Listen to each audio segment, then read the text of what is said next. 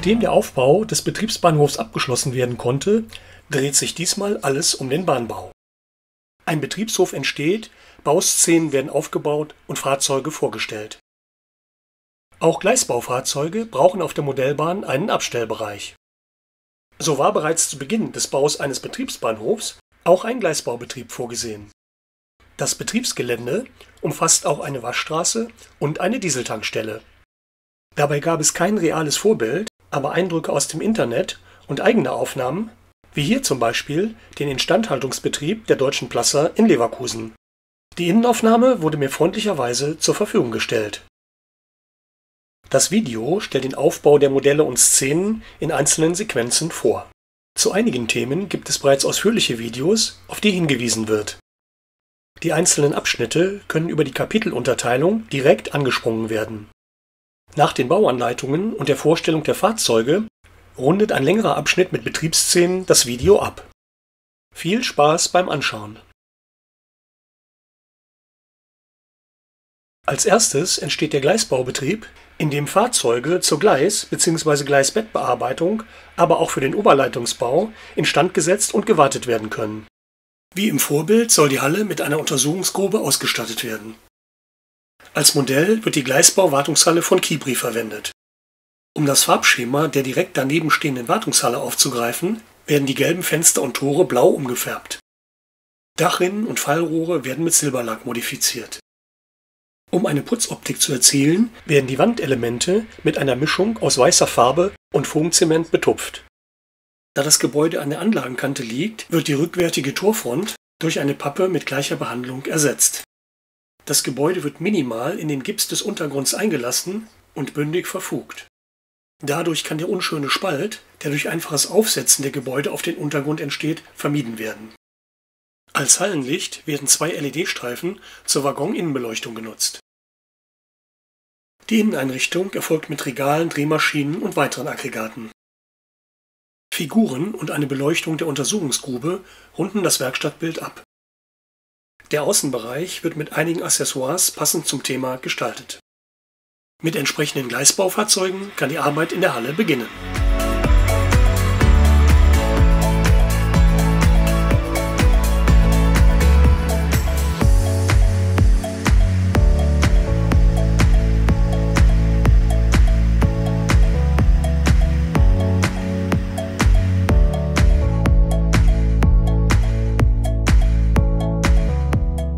Der nächste Abschnitt zeigt den Bau der Waschstraße sowie der Dieseltankstelle.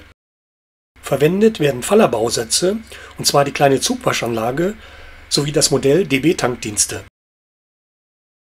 Es zeigt eine kleine Tankstelle, wie sie heute auf DB Bahnanlagen zu finden ist. Direkt benachbart entsteht die Waschanlage. Der Bausatz enthält einige fragile Teile, deren Aufbau etwas Zeit benötigt. Die Patinierung der Kunststoffteile passt gut und wirkt vorbildnah.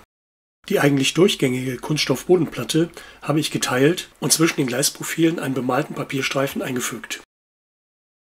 Auch die Beleuchtung aus 4 unterschiedlich blinkenden LED ist im Bausatz nicht enthalten und nachträglich ergänzt.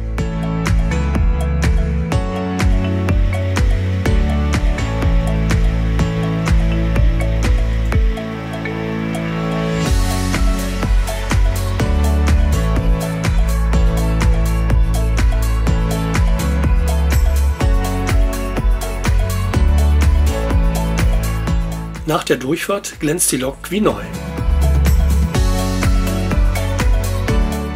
Wenn man über Gleisfahrzeuge spricht, kommt man an der Firma Kibri nicht vorbei.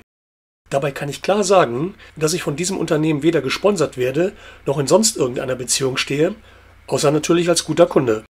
Bei den Fahrzeugen gibt es sowohl Bausätze als auch Fertigmodelle mit und ohne Antrieb. Einige Bauvideos sind bereits auf meinem Kanal erschienen, wie zum Beispiel der Stopfexpress oder der Schotterpflug. Andere werden jetzt zum ersten Mal vorgestellt. So sind eine optimierte Silo-Einheit MFS 100 sowie ein Robel-Gleiskraftwagen samt Anhänger dazugekommen. Der Bau eines Stoffexpress mit Gleisstabilisator war bereits in dem hier gezeigten vorausgegangenen Video zu sehen. Hier ein kurzer Rückblick. Wie in der Anleitung angegeben, habe ich Kupplungen und Räder für den Fahrmodus entsprechend ersetzt. Neben zunächst einigen großen, ist das Stopfaggregat dann aus vielen kleinen Teilen zusammenzusetzen. Danach geht es wieder etwas einfacher weiter und das Modell kann komplett zusammengesetzt werden. Schwierig wird es dann wieder, zumindest für mich, beim Anbringen der Klebeetiketten mit den Beschriftungen. Der angehängte Gleisstabilisator ist weniger aufwendig zu bauen. Auch hier werden die Metallradsätze eingebaut. Diese ersten Bausätze habe ich ohne Einfärbung und Alterung zusammengebaut. Auch für den Gleisstabilisator sind Klebeetiketten aufzubringen. Das fertige Modell mit einer Länge von immerhin 40 cm kann sich sehen lassen. Auch der Bau einer ersten Siloeinheit ist bereits in diesem früheren Video zu sehen. Hier noch einmal die wichtigsten Schritte im Schnelldurchgang.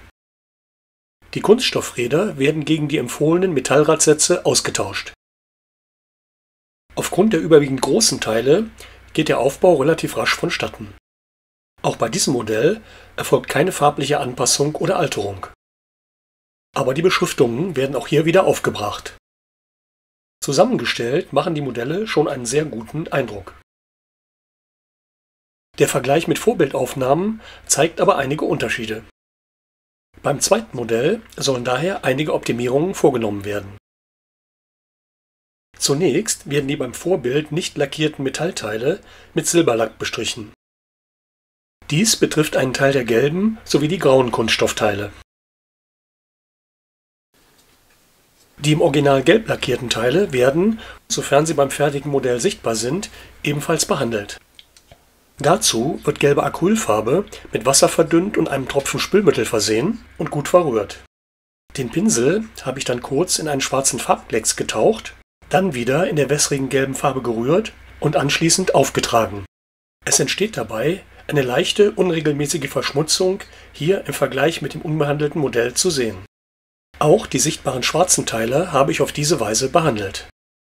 Um die Rollfähigkeit zu verbessern, habe ich bei diesem Mal Radsätze mit größerem Durchmesser gewählt und die Bremsattrappen weggelassen.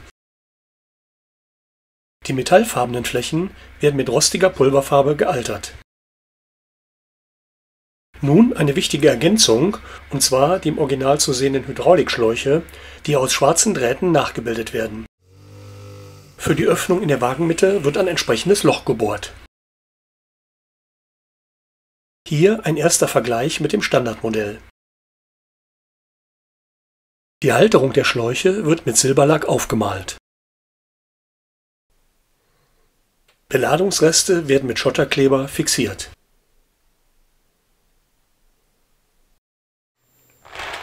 Deutlich zu sehen ist bei diesem Vergleich das verbesserte Rollverhalten des angepassten Modells. Ein insgesamt ansehnliches Ergebnis.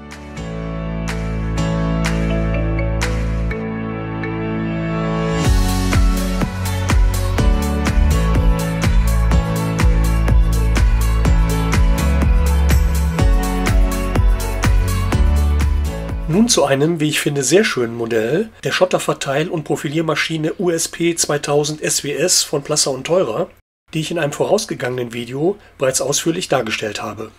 Auch hier werden wieder Metallradsätze und passende Märklin-Kupplungen verwendet. Der Zusammenbau gelingt bei Befolgen der Anleitung einwandfrei. Bei diesem Modell habe ich die Bauteile vor dem Zusammenbau nicht farblich angepasst, sondern dies erst nach Fertigstellung vorgenommen. Empfehlen würde ich aber klar die vorherige Bemalung. Wie gerade für die Siloeinheit gezeigt, werden auch hier nicht im Bausatz enthaltene Drahtstücke als Hydraulikschlauchattrappen hinzugefügt.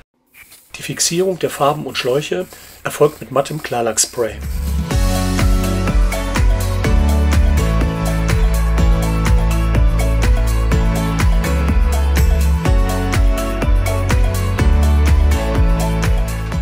Beim nächsten Modell, dem Motorturmwagen MTW 100 von Plasser und Theurer, soll neben dem Aussehen auch die Funktionen zur Geltung kommen.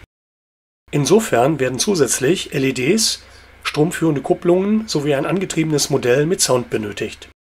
Die Einfärbung der Kunststoffteile erfolgt hier wieder vor dem Zusammenbau.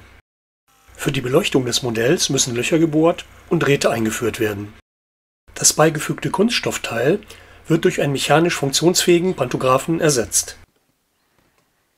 Ich hatte mir die Verwendung unbedrahteter SMD-LEDs in den Kopf gesetzt, würde aber empfehlen, bedrahtete Bauteile zu verwenden, die für ca. 1 € erhältlich sind. Nach mehreren Versuchen hat es funktioniert. Neben weiteren Kabeln wird auch Bedienungspersonal eingesetzt. Zum Abschluss werden wieder ausgeschnittene Selbstklebeetiketten aufgebracht. Was noch fehlt, ist die Stromzuführung und der Antrieb.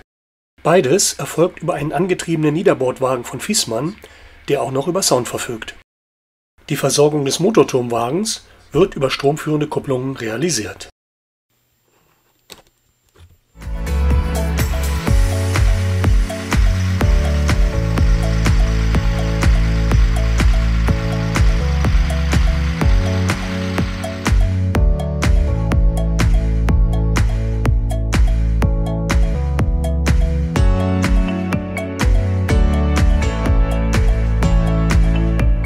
Nun noch zu zwei kleineren Modellen, dem Robel-Gleiskraftwagen sowie einem passenden Anhänger mit Baugerät.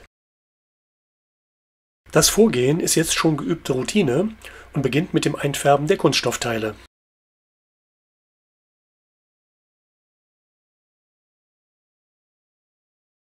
Bisher nicht gezeigt habe ich das Einsetzen der Federn für die Drehgestelle, was durchaus friemelig ist. Im schlimmsten Fall springt die Feder weg und verschwindet für immer unter der MOBA-Anlage. Hier hat es funktioniert. Bedienpersonal macht sich immer gut.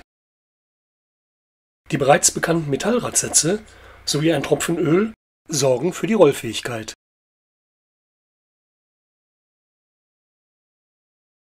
Der kniffligste Teil ist der Aufbau des Krans, dann ist das Modell fertig.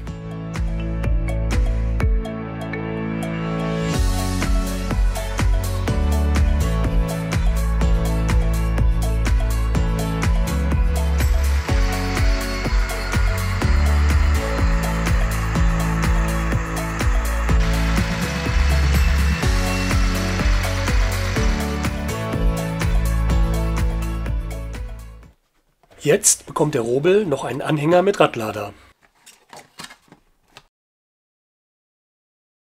Nachdem die Einfärbung wie üblich erfolgt ist, ist der schwierigste Teil des Zusammenbaus die Ladeschaufel. Anstelle des im Bausatz vorhandenen grauen Niederbordwagens wird ein altes Märklin-Modell der SNCF umgestaltet. Als DB-Wagen sieht er passend aus.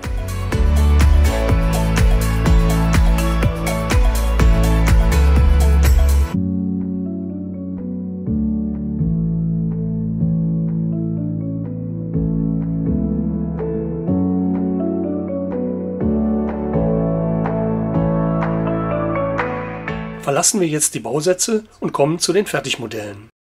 Auch hier hat Kibri wieder ein breites Angebot, das, wie hier zu sehen, teilweise noch gealtert wird. Daneben bieten aber auch alle anderen Modellbahnhersteller vielfältige Modelle zum Thema Bahnbau an, darunter Lokomotiven, Bauzugwaggons, Schotter und Messwagen.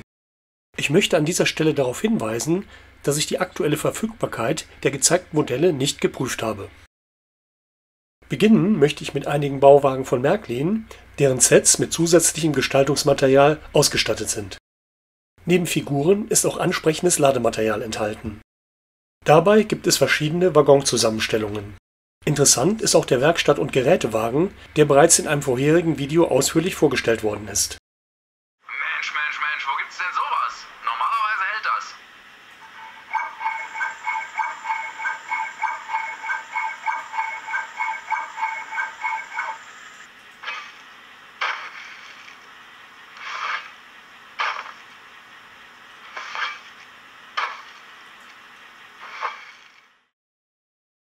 Rocco bietet zum Beispiel verschiedene zum Bahnbau passende Schüttgutwagen sowie einen Wohn-Schlafwagen an. Bei Brava gibt es eine Tiger Ludmilla im Angebot. Pico bietet eine Diesellok der Baureihe 218 in der Lackierung von DB Bahnbau an. Die hier gezeigte Diesellok der Baureihe 213 von Märklin besitzt eine Telex-Kupplung.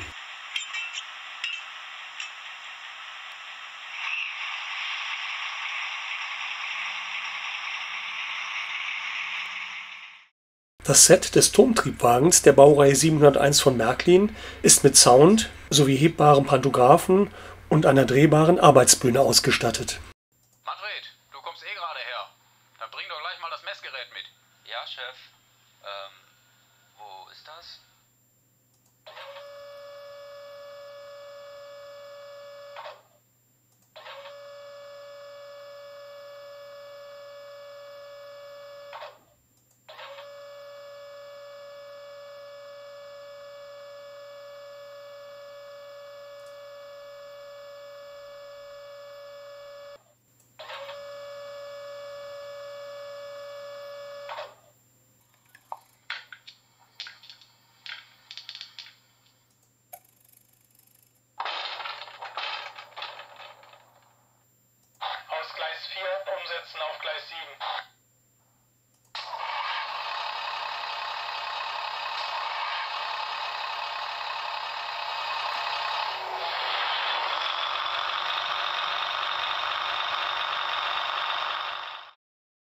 Der bereits bei den Bausätzen gezeigte Niederbordwagen von Viessmann hat einen Unterflurmotor und ist mit Sound und Licht ausgestattet. Er eignet sich bestens als Antrieb für nicht motorisierte Standmodelle.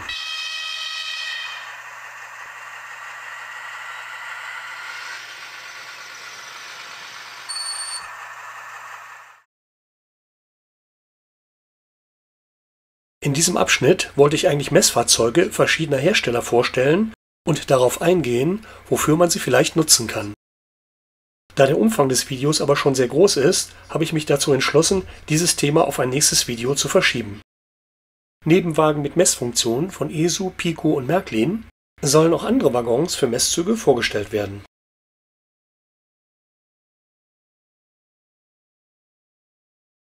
Im kommenden Abschnitt wird Ausgestaltungszubehör für Bahnbaustellen vorgestellt. Zunächst zu den Fahrzeugen. Hier gibt es, wie bei den Schienenfahrzeugen, Bausätze und Fertigmodelle. Die Kfz-Schilder muss man meist selber ergänzen. Kommunalfahrzeuge gibt es in vielfältiger Ausführung. Ebenso wichtig sind die Baufahrzeuge, die es in noch größerer Zahl gibt. Den Zusammenbau eines Abschmierfahrzeugs mit LED-Beleuchtung möchte ich kurz vorstellen. Es stammt aus der Gleisbauserie von Kibri. Da mir die Firmierung Gleisbau nicht so gut gefällt, soll sie gegen den DB Bahnbau-Schriftzug ausgetauscht werden. Dazu habe ich zunächst verschiedene Lösungsmittel ausprobiert und war letztlich mit Aceton erfolgreich. Die Kolorierung erfolgt in der im Video bereits mehrfach beschriebenen Weise. Die Metallflächen werden final wieder verrostet. Hier das Ergebnis. Die LED sind werksseitig bereits in die Kunststoffteile verbaut und die Verbindungen lassen sich einfach in die mitgelieferte Elektronik stecken. Auch Baucontainer passen gut zu einer Baustelle. Jegliches Zubehör für Straßenbaustellen lässt sich auch für Gleisbaustellen verwenden. Für den Oberleitungsbau eignen sich Kabeltrommeln und Leitern. Was natürlich auf keinen Fall fehlen darf, sind die Arbeitskräfte. Passende Figuren gibt es von allen gängigen Anbietern. Besonders attraktiv finde ich die bewegten Figuren von Viessmann. Ich habe diesem Thema ein eigenes Video gewidmet. Ausschnitte daraus folgen gleich. Für Arbeiten am Gleis bietet noch verschiedene Kleinmaschinen an.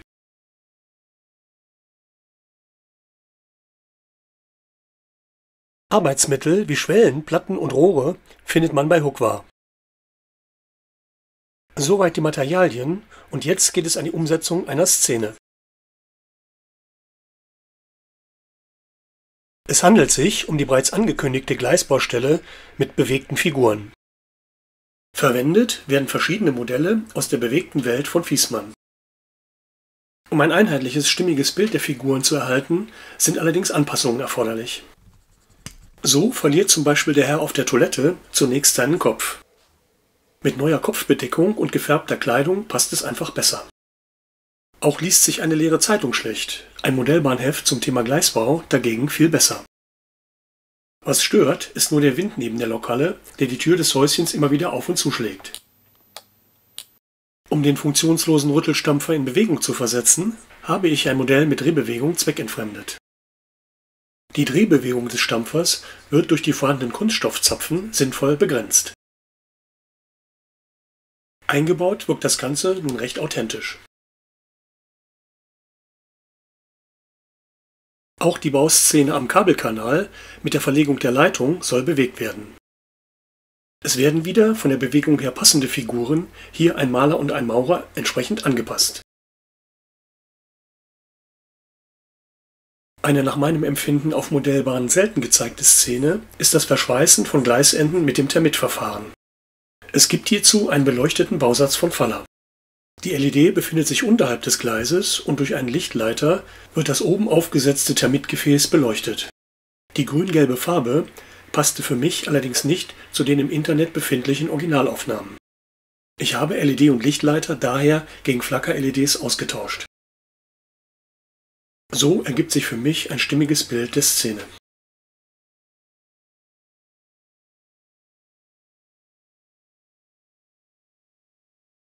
Baustellen sind mit einer unüberhörbaren Geräuschkulisse verbunden. Daher habe ich auch diesem Thema ein Video gewidmet und zeige hier die Ergebnisse. Für den dezentralen Einsatz der Lautsprecher auf dem Abstellungsmodul habe ich mich für das Dreifach MP3 Soundmodul von Uhlenbrock entschieden. An 2 Stellen passten die relativ großen mitgelieferten Lautsprecher. Wo der Einsatz nicht möglich war, habe ich einen kleinen Lautsprecher aus dem Modellbahnbereich verwendet. Um die Geräusche auch unabhängig von der Steuersoftware ein- und auszuschalten, habe ich die im Lieferumfang enthaltenen zusätzlichen Schalter und Ausgänge genutzt. Die Sounddateien stammen von Geräuschen aus Modellbahnfahrzeugen sowie von Internetseiten und wurden mit dem Videoprogramm gemischt.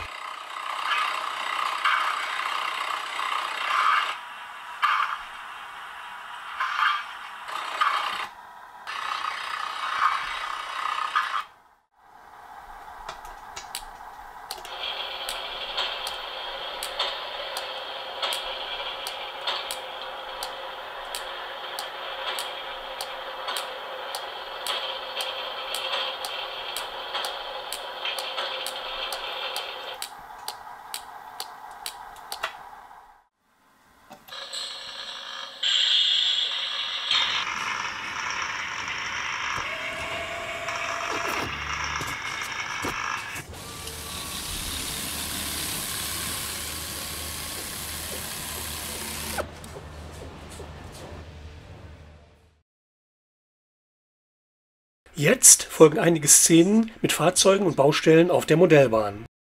Vorher möchte ich aber noch auf den YouTube-Kanal Bahnhof Güsten hinweisen, bei dem es aktuell tolle Videos mit Bahnbauzügen unterschiedlichster Zusammenstellung sowie Gleisbau-Großmaschinen bei der Gleisreinigung und Verlegung zu sehen gibt.